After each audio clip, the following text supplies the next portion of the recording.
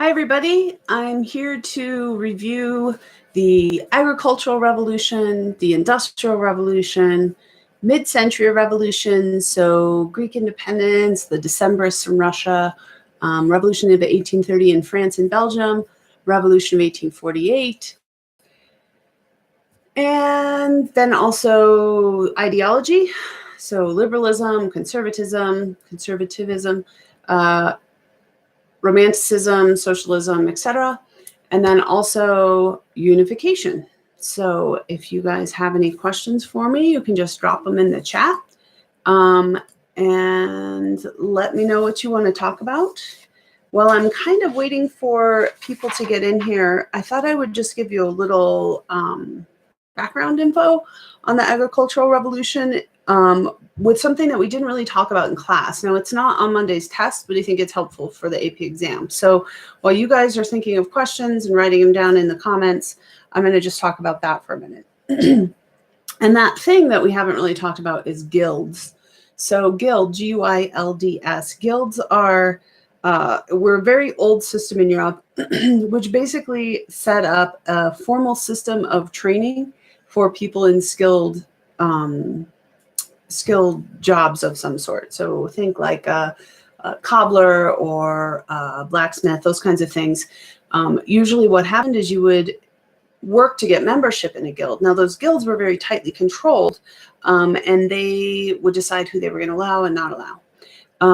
So the membership in those guilds made sure that you were trained well. So for instance, you would be brought in as an apprentice, and then the more experience you got, you could become a journeyman, and then eventually you could become a master and kind of start your own shop. This is also, for instance, how Michelangelo and Raphael and Da Vinci were trained in art, is that they were members of the workshops in sort of a guild-like situation where eventually when they got more skilled, they had their own apprentices. But the connection to that and the agricultural and industrial revolution is that eventually market demands are going to outstrip what the guilds could provide. And so as a way to find labor outside of those guilds, that's where the putting out system kind of came from. So they're really going to start to look for labor in rural markets, and that's where the putting out system or cottage industry will come from. It's in a way to circumvent those guilds. I don't see any questions yet. Do you want me to just keep talking? So I want to address what you guys want to address. So the more questions that you ask me, the better I can address that. Otherwise, I'm just going to talk about some of the innovations in agriculture. And let me just pull something up here real quick. Just as a reminder for students in my class game that we did, the PDF of that should be on Schoology.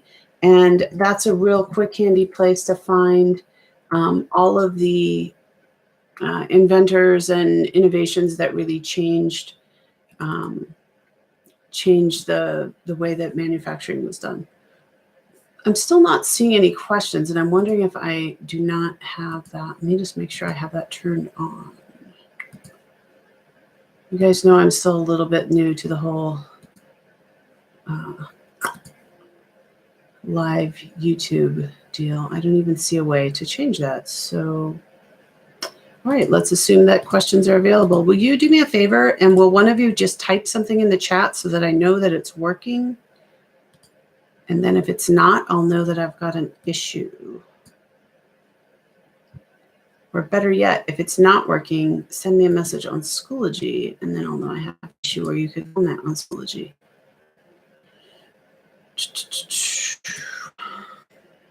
I'm not seeing any messages, but nor am I seeing a way to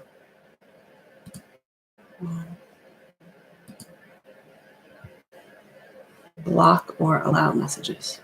Okay, I'm just going to talk then because I don't want to. Oh, aha, messages have come up. Okay. There we go.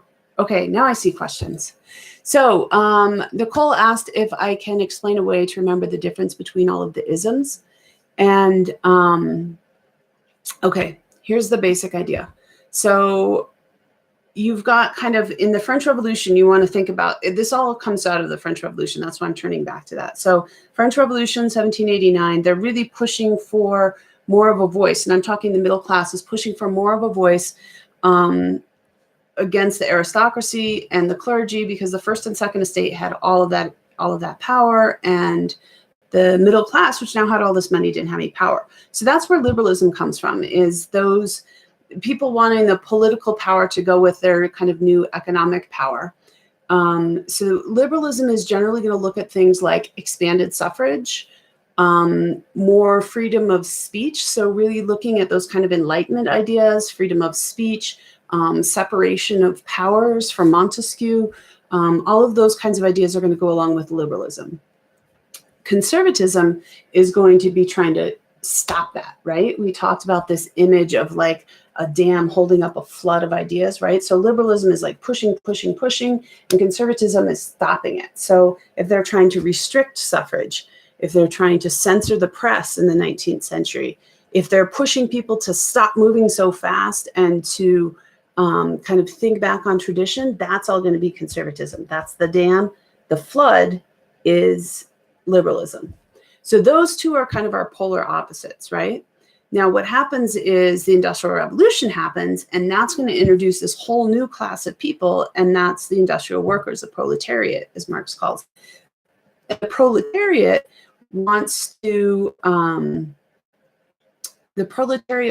to basically improve the working conditions of workers, right? And living conditions and the wages and the safety, all of those measures are going to be proletariat desires. I had, by the way, my World War I cup all ready to go, and it broke, tragically. I got it in France, so I was really upset. So I've got happy birthday instead. It's not my birthday. Anyway, so that's socialism then. Socialism is all of those things that the workers would want. They want, restrictions on their working days, because during the 19th century, they're working just insane hours. I mean, I'm talking 60 plus hours a week for very, very little money. They have no voice in the whole system at all, really. I mean, if they were injured or killed on the job, that, the families had no way to get compensation for lost wages of their family members who were killed. And then also they're looking for just, I think, more of a voice within the system. Now, we've got two kinds of socialists. We've got the utopian socialists like Robert Owen, who are looking for like, hey, let's everybody live on the factory site, and we'll have schools and daycare centers, and it'll all be glorious, and they'll all work together and live in harmony. And then we've got revolutionary socialists like Marx, who really is a communist. He wants to break the whole system, right? And I saw a funny meme comparing him to Daenerys in Game of Thrones. She says she wants to smash the wheel. Marx wants to smash the whole system. So that's where socialists fit. And if we're looking on a left-right spectrum, and I'm not sure if this is reversed or not, so I'm going to assume that this is left and this is right. If liberalism is here, socialism is further over, because it's trying to not just have complete freedom within the system, freedom of speech, right? But they're trying to actively support workers in their conditions. So like they want the government to actively do something like put into place disability payments for people who are injured on the job. And then on the right side, you would have the conservatives who just want to roll the whole thing back, go back to the monarchy, kind of put the power back into the hands of the few versus the hands of the many.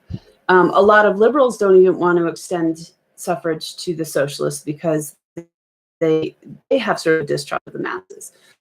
So that's conservatism, liberalism, socialism further to the left. Now, nationalism's like not even on the spectrum over here, because you could be a liberal nationalist like Mazzini. Mazzini wanted a republic. He wanted the people to have a voice, right? Or you could be a conservative nationalist like Cavour or Bismarck, who really are trying to unify, but not all that interested in like doing it from below. Like they're imposing, we talked about this in class, imposing unification from above, not this like organic thing coming out from below. So nationalists don't really fit that. And then romanticism is also sort of outside of that whole left-right spectrum, they're all about sort of bringing emotion back to the Enlightenment. So we talked about Wordsworth's poem about daffodils. We talked about Blake's Red Dragon. I just posted on Twitter Delacroix's Liberty Leading the Picture, which is the very famous painting, and I don't think I showed this in class, but it's a very famous painting of a woman on sort of a top of some dead bodies and barricades and things, and her breast is bared because she's let liberty, and then she's carrying the tricolor flag. So those are all about evoking emotion, neither positive nor negative. It doesn't romantic, not in the love sense, but just bringing emotion back in. And that's often a precursor to nationalism, because before you can like work to achieve national unity, you have to feel Italian or German in your heart, right? Okay. And then quick summary of Italian unification. Yes. So we have two phases to Italian unification. Now, if we think back again to the French Revolution, because the 19th century all begins with that, it kind of blows everything up. Before we, so we'll go back to 1789. Italy was a bunch of ununified countries. During the French Revolution, they are invaded by France. Napoleon's success came largely in the Italian peninsula. He really gets his name there. And then that's the first time they're going to, for a long time, going to feel that sense of sort of unity, but it's also unity against a foreign invader. So Napoleon is really going to increase the nationalism in Italy and in the German states, because he's, making them have a common enemy. But also some positive things. He brings the Napoleonic Code to the Italian and German states. So standardizing the civil code across all of those regions is really important. So there's sort of pros and cons to Napoleon, but all of it, the result is that national sentiment is going to go up. And then for Italian unification from 1815 to 1848 is really the beginning phases, the like proto or like beginning unification, where it's all very romantic, it's very idealistic, but it's not very pragmatic or practical. It's not about like, okay, what kind of government are we going to have? They might talk about that, but they didn't all have a unified, solid plan. Mazzini, for instance, really wants to create an Italian republic, and he does this in Rome in 1848. He creates a Roman republic from 1848 to 1449. But can't get all of the other regions on board. He didn't have a plan for that cohesiveness, or if he had a plan, it wasn't effective. And eventually that will be brought, Garibaldi is there defending the Republic, but eventually that will be brought down by French troops sent in to defend the Pope against the Roman Republic, and the Roman Republic will collapse. So from 49 to 61, it's much more pragmatic. It's realpolitik. And that's usually more applied to Bismarck, but also applies to Cavour.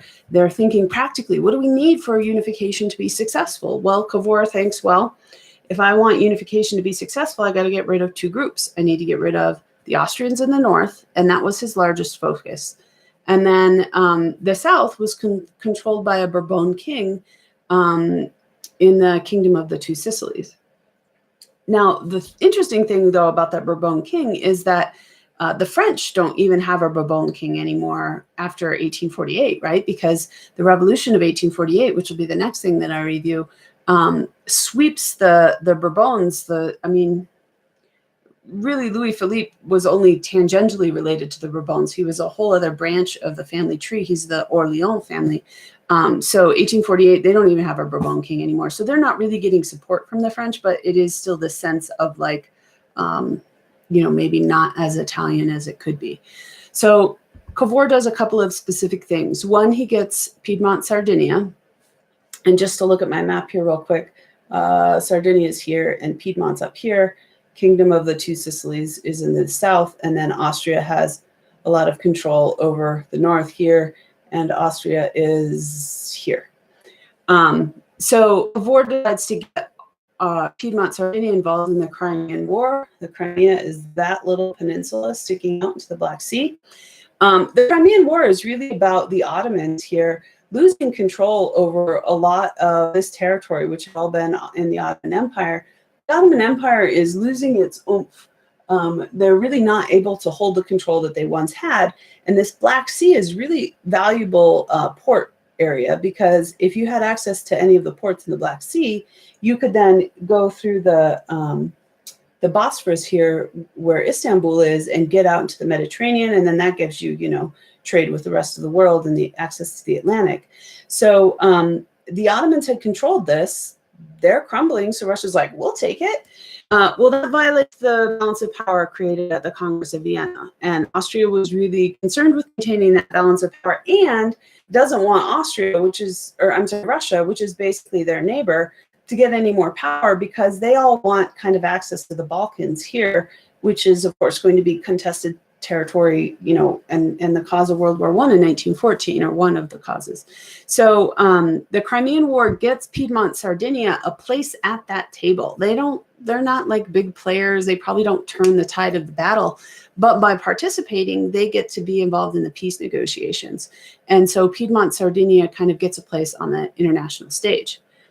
Cavour is then going to build upon that and ask France to join them in a war with the Austrians. They had this common goal of wanting to weaken Austria, and France wanted some of the territory that Austria probably controlled in the north as well.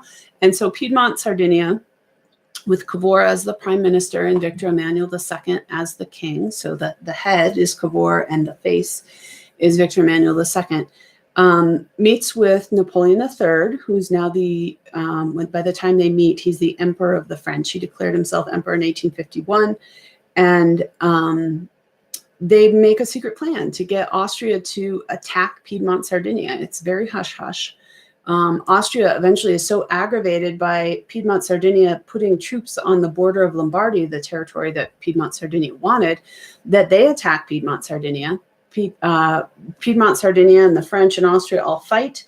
None of them are particularly well prepared, but the French, even though they're less prepared than the others, are fairly successful in helping to defeat the Austrians and eventually make a separate peace with Austria, which kind of stabs Piedmont, Sardinia in the back. But nonetheless, Piedmont is able to add Lombardy here in northern Italy, or the northern Italian states, and annexes that area. So Piedmont, Sardinia is the magnet that's drawing all of these different territories to it. So they've latched their first one, which is Lombardy, which they get in 1854. I'd have to double check that date because I might be 1853. And then the next piece of territory that they're going to get is Garibaldi is going to start. Garibaldi's the sword. He had been in Rome in the Roman Republic. He's going to try to get rid of Bourbon control in the Kingdom of the Two Sicilies. So he lands in Sicily and he starts marching northward. And he's very popular. A lot of people follow him. And Cavour at this point was like, well, if Cavour is successful, we'll try to intervene. And if he's not, we'll just let him fall on his face. Well, Garibaldi was very successful, starts marching north. And at that point, Cavour's like, you know, we better stop him, because he might just march north, take the whole peninsula. We can't have that. We don't want the French in Rome, you know, sending more troops to Rome. So we better stop and say we're going to keep the peace. Cavour and Garibaldi meet. Garibaldi says, you know, he'll throw his weight behind Victor Emmanuel II as the king of a united Italy. So in 1860, they get all of the rest of the South, and then also these territories here in the North had a plebiscite to agree to join Piedmont, Sardinia. They will get, the next section is Venetia, which is like here. They'll get Venetia as a result of the Austro-Prussian War. And then when the Prussians attacked the French in the Franco-Prussian War in 1870, the Romans, the troops that they had in Rome will withdraw, and then that will allow Italy to add Rome to the rest of the Italian peninsula. And then Italian unification is, mostly complete in 1860, 61, but really complete seems to be when they add Rome. Okay, and then the next question was if I could review the French revolutions in 48. Okay, so 1848 is one of those cases where France sneezes and Europe catches a cold. So, and that also had happened in 1830. And let me roll back to 1830 just for a second to kind of explain how Louis Philippe gets into power. By 1830, Louis XVIII, so Louis XVI's younger brother, who had been put back on the throne after the Congress of Vienna, had died. Charles X, his other youngest brother, had come to the throne and passed these laws called the July Ordinances, which were very conservative and rolled back a lot of the changes of the French Revolution in ways that the French were no longer going to tolerate. And so Louis Philippe, basically there's riots in Paris, and Charles X flees the country. He uses as an excuse, by the way, the fact that his son had been executed not executed, but assassinated. He blames liberals for that, and therefore says that he needs to censor the press and do all of these things. Well, he flees the country when the revolution starts. And then through popular sovereignty, so through election, which is kind of unusual, you don't usually elect a king, usually they inherit the throne, they decide to turn to another member of the Bourbon family, but not like this line that had gone down through Louis XIV and then Louis XV and Louis XVI, Louis XVIII and Charles X, right? That was this line. But Louis XIV's brother was the Duke of Orleans. So this branch of that family tree, Orleans branch, and that's where Louis Philippe comes from, many generations later. He had grown up very bourgeois, very middle class, and they thought he would be a good option than anyone else. So that he's elected through popular sovereignty. In other words, that his authority comes from the people. Well, in 1847, and he rules from 1830 to 1848. In 1847, there was a recession, and a pretty severe recession that's going to lead to a lot of unemployment. And unemployment is often going to lead to starvation. So 1847 is pretty unstable. There's massive unemployment in Paris, and they had a thing in Paris called banquets. And the banquets, similar to the Enlightenment salons, were a time where people could kind of get together and discuss the problems of the day and trying to figure out, like, what are we going to do about all this unemployment? What's going on? People were critical of the king. And since Louis Philippe was pretty, bourgeois, they thought that'd be okay. Like, it's 1848, it's not 1789. We can criticize the king, right? Well, no. Louis shuts the banquets, and then all hell breaks loose. Barricades in the streets again, people rioting. Louis Philippe abdicates and flees, and that's in February of 1848. There's actually kind of two revolutions in France in 1848. Throughout the summer in 1848, they create the national workshops, which were basically a place where if people were unemployed, they could apply to these national workshops to do government work, building roads and all sorts of things like that. They closed those national, also a socialist, so he's looking out for the socialists, and at least in 1848 it does. They closed those national workshops. There's violence in the streets again. That's called the Bloody June days. So we've gone from February, I believe Louis Philippe abdicates in early March, and then June is the Bloody June days in 1848. And then they decide to have elections. Now there's this military strongman. I don't think we talked about him in class, but his name is Louis Kavanaugh. He's kind of keeping the peace in Paris, and he runs in the election in December. And so does, I can't believe his name is also Louis, because seriously, how many Louis? Louis Kavanaugh, and then, and Louis Blanc, for that matter, the socialist. But Louis Kavanaugh and Louis Napoleon run for election in December of 1848. They're going to have a republic. They are going to elect a president. And Louis Napoleon is a nostalgic candidate. People like the name Napoleon. They feel like he'll probably do a good job. And so they elect Louis Napoleon in December of 1848. He serves as president for a couple of years. 1851, he has a plebiscite. Do you want me to just be the emperor? Like, it worked. Hey, look, there's my Napoleon. It worked out for my my uncle Napoleon there. Why don't I just be the emperor? And that passes pretty overwhelmingly. Now, from 1848 to 1871, Louis Napoleon, or Napoleon III, after 1851, rules as emperor of the French in a time of relative stability for France and quite a lot of growth. He's not always popular, and in fact, probably one reason that he got involved in the Italian Unification Wars, the Austro-Sardinian War, was to kind of boost his popularity, because it wasn't long after he declared himself emperor But he nonetheless will rule over a relatively stable period in France. All right, I don't know if there are other questions. Let's see, isms. I did isms. I did Italian Unification. I did the French Revolution of 1848. I haven't talked a whole lot about the Agricultural Revolution. Let me touch on that just for a second. Again, I would point you back to your urban game notes for students who were in my class. Around 1745, I would say, is when England starts to really develop quickly. And we talked about England being sort of a unique place for this geographically because so much of the country is close to the sea, and there's a lot of rivers that you can navigate throughout England. So that makes transportation a lot easier than it would, say, over the Alps. Canals start to be built in that early part of the 18th century.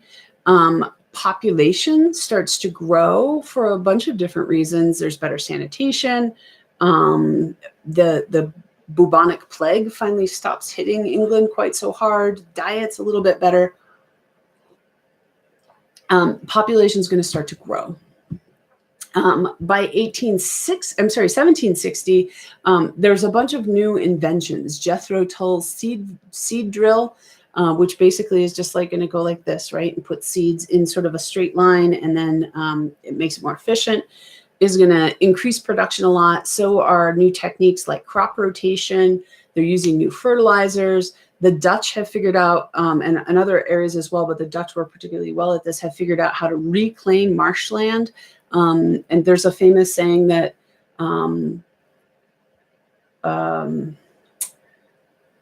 God made the Dutch and the Dutch made Holland, because they're reclaiming actually some of the land from the ocean with these big dikes that they create, these sort of like seawalls.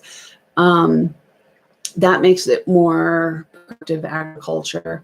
Also new livestock breeding. So all of this thing is bringing more calories into everybody's diet, right? And the Enclosure Acts are really going to disrupt that a little bit, though. The Enclosure Acts are going to mean that basically the commons, that big area that you drew on your urban game maps, are now available for sale. So landowners, and this is really only wealthy landowners, are now able to buy pieces of that common land. But when you're increasingly spending money on technology like seed drills and horse-drawn cultivators and stuff like that, you needed to have that amount of wealth to do that kind of larger scale farming. Well, then you add to that the Enclosure Acts, that's going to give them the ability to do that. By 1773, which is a big turning point year, Richard Arkwright had created the water frame, which was basically using a water wheel to power a big factory. He's also called the father of the factory. And I believe also the first millionaire. Like, that's his nickname. I don't know if he actually was the first millionaire. But then that means instead of doing the cottage industry kind of work in your homes, now you have to go to a factory to do the work, because that wasn't something that you could, not everybody had their own water wheel. Those people, those capitalists who invest their capital, that's where the word comes from, their investment is their money investment, are going to become extremely wealthy very quickly. And so that's going to kind of increase this divide between the owners of the factories, the capitalists, the people who have money to invest, and the workers, people who are doing the labor. These guys are going to get work richer and richer, and these guys are going to get, their standard of living is going to go up maybe a little bit, but they're living in tenements and things. It's not necessarily a good or an easy life. And as these people make more and more money, these people are going to be working longer hours in harsher conditions. New diseases are going to kind of be finally named, like cancer is first described. They're working from like 6 a.m. to 9 p.m. with very little break. Alcoholism is going to explode. So though there are a lot of positives of industrialization, you have a lot more wealth in the system, you have new technologies, certainly more efficiency. There's also a lot of victims of it too, in the sense that these people are doing a lot of labor, and their standard of living is not improving all that much. Like their lifespan might improve, but they're living somewhat miserable lives. James Watt invents the steam engine in 1785. Henry Court the puddling process in 1800, which is going to allow them to use coal to fuel the iron industry. Railroads are going to come into being. That's going to totally revolutionize the landscape of Europe. So I think that's the big thing I would say about that shift from the agricultural revolution to the industrial revolution. The only thing I haven't talked about is German unification. So let me just go over that real quickly. German unification, unlike, in Italian unification, we had the brains, core, the heart, Mazzini, the sword, Garibaldi, the face, Victor Emmanuel II, and then Pope Pius IX was sort of the spoiler, right? Because he's in the middle of the peninsula and could screw the whole thing up by not getting on board, or them not able to get the center part because of other Catholic countries intervening. But I would say in German unification, it's all about Prussia and Bismarck. Bismarck is the man kind of leading this. Now, in 1848 in Frankfurt, they had attempted unification. They were going to shoot for there were debates about whether to have a Großdeutschland, or big Germany, or Klein-Deutschland, or small Germany. So Großdeutschland would include Austria, Klein-Deutschland would not. And Austria made it more complicated because all of these regions here, like a lot of this is Austria, and it's lots of just different ethnic groups. Like this is a modern map of Europe. And this, only roughly indicates the mixture of ethnic groups. And most of that was controlled by the Austrian Empire at the time. Going all the way up to here, I'm looking at this backwards, but I think like this is Czechoslovakia. Yeah. So those were all part of the Austrian Empire. Prussia was mostly German. Prussia went pretty far over here into what's now Poland. Wait, that's Germany. There, went pretty far over here into what's now Poland. But still, it was much more homogenous. It was less mixed in terms of different ethnic groups. So in 1848, you've got the Frankfurt Parliament, you've got the Berlin riots. They're all kind of talking about what are we going to do? How's this going to work? And 1848 looks different in every country. In France, it's really about workers and them having more voice in the government. In Italy, it becomes a little bit about nationalism. And in Germany and Austria, the German states in Austria, it's certainly about nationalism. In Austria in 1848, Brenna, you were just asking about that. It's really a nationalist uprising to an extent. So they call it the March Days in Austria because a lot of things are happening. First off, a bunch of these Italians in the north are also protesting. So the Austrians are having to send troops to kind of keep control over the northern part of Italy.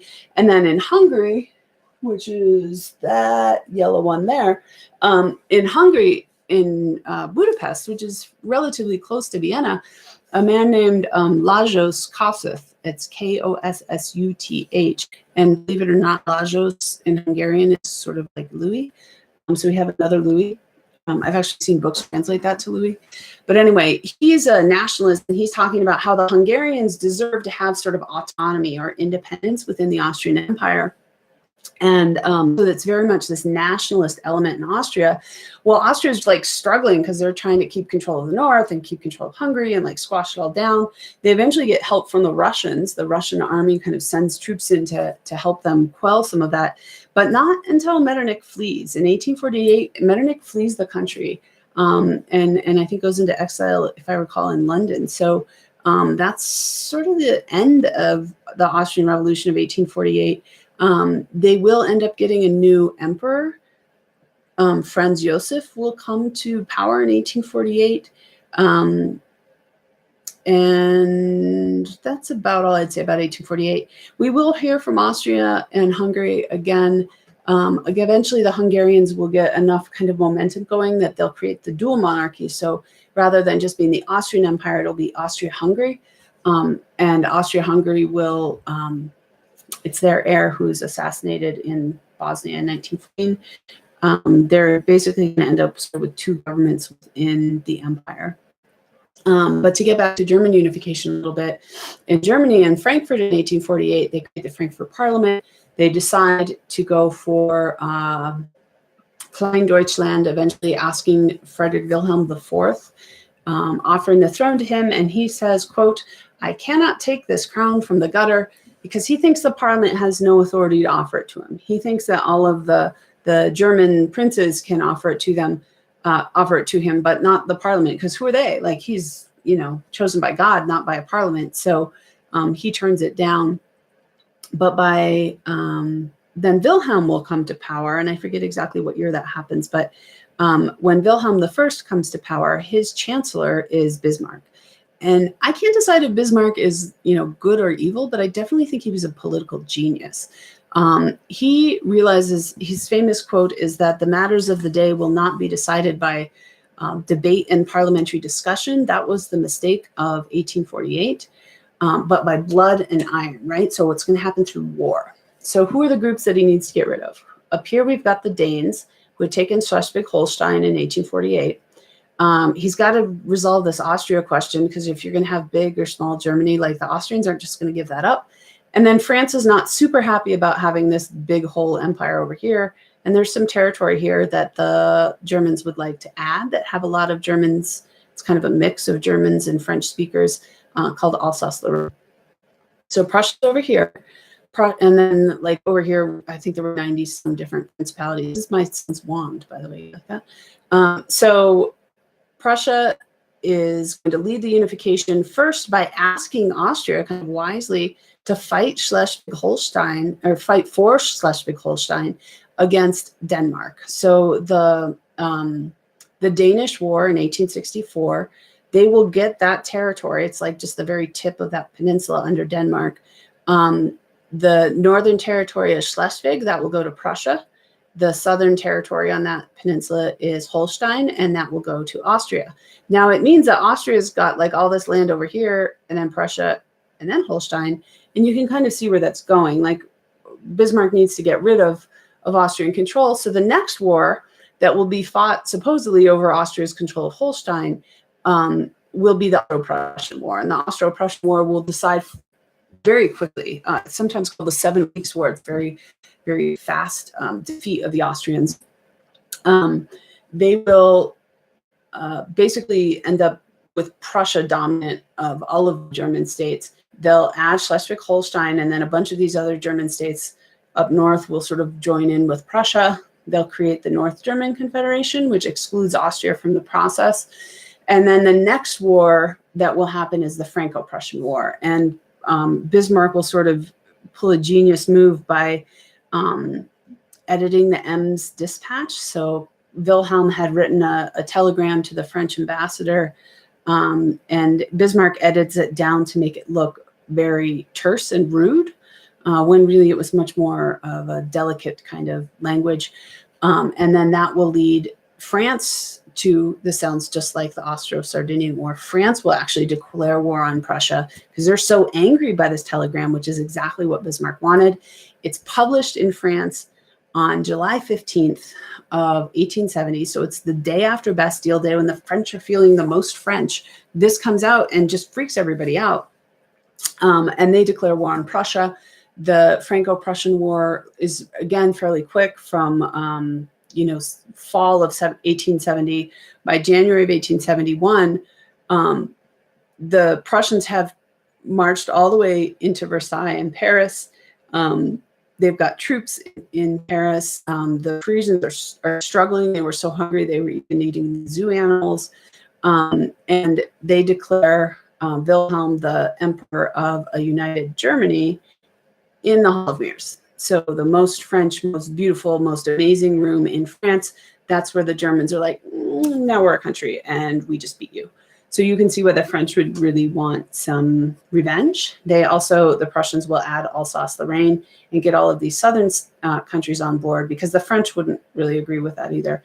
And then Germany will be unified by January of 1871.